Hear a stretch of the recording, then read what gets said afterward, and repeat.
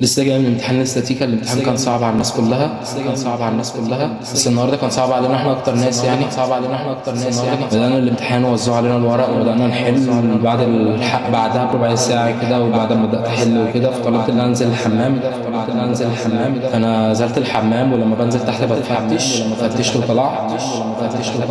وبعد ما طلعت راح جاي رئيس اللجان راح داخل علينا عشان بيخش بالتليفون كده، بيشوف اي حد معاه سماعه او اي حد معاه ساعه او اي حد معاه تليفون، عشان هي حاجه تبقى حاجه لنا كويسه، يعني عشان محدش ياخد مجهود حد وكل ده يعني.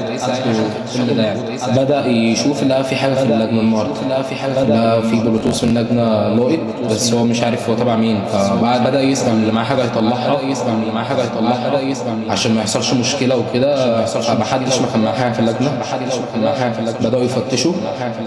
قبل ما يفتشوا راحت المدرسه اللي واقفه علينا النهارده في اللجنه راحت قالت له الولد بمخطط دوت شوفه كده عشان انا شاكه فيه. شافه ما لقاش معاه حاجه، راحت قالت لي وده كمان لسه طالع من الحمام شوفوا اكيد معاه حاجه. طب انت بتحكمي عليا ليه؟ يعني انت ليه بتحكمي عليا بالغلط؟ سيبنا من كل ده. بدأوا يطلعوا صف ويشوفوا بره البلوتوث لقيت ولا لا. مفيش حاجه لقطت. طلعوا 3 صفوف ومفيش حاجه لقطت منهم. بعد كده بدأوا يخشوا اللجنه ويطلعوا وبرده ما لقوش حاجه. يعني ما حدش معاه حاجه في اللجنه، ولو كان حد معاه حاجه فاكيد كان هيبقى حد عارف في اللجنه. لكن انا واثق ان ما كانش في حد من معانا من الطلبه اللي معانا كانوا معاهم اي حاجه. ده كل دوت حصل في حوالي نص ساعه، ربع ساعه. فالمفروض احنا يبقى لنا وقت زياده، والامتحان كمان صعب على المدارس الثانيه، زودوا لهم 10 دقائق. طب انتوا ليه ما حسيتوش بينا النهارده؟ فجي خلاص هيلم الورق 5 دقائق، بيقول ايه يلا عشان لم الورق، ولم كتاب المفاهيم. فلم كتاب المفاهيم في ناس لسه بتحل.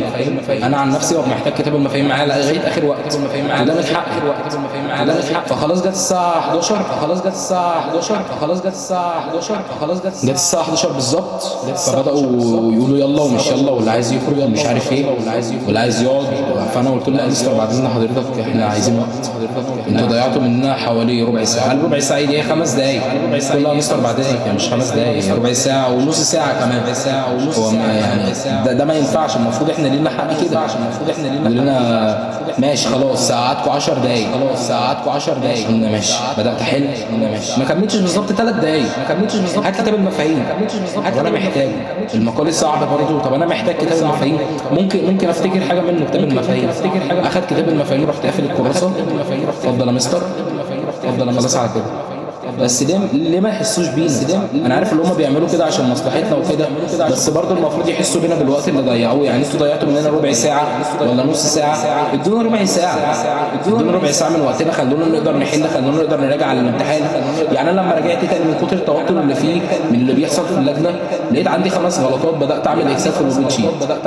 ما هو ده برضه توتر لينا. انا واحد بتوتر بسرعه، مش هقدر اقول اكتر من كده. بس انا مش مسامح حد.